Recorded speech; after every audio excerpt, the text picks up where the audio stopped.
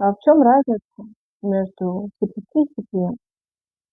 CPC — это формат оплаты, когда вы платите рекламной системе за клик. CPM — формат оплаты, когда вы платите за 1000 показов.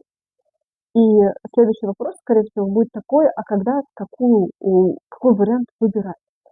Для некоторых систем выбор невозможен, для некоторых видов рекламных размещений, и вы вынуждены платить CPM-ку, например, когда медийка у вас, когда у вас видеоформат очень часто не только за показы показываются.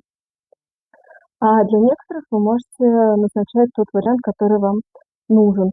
И пускай это определит ваш директолог в силу того, что иногда выгоднее CPM, иногда правильнее и выгоднее CPC.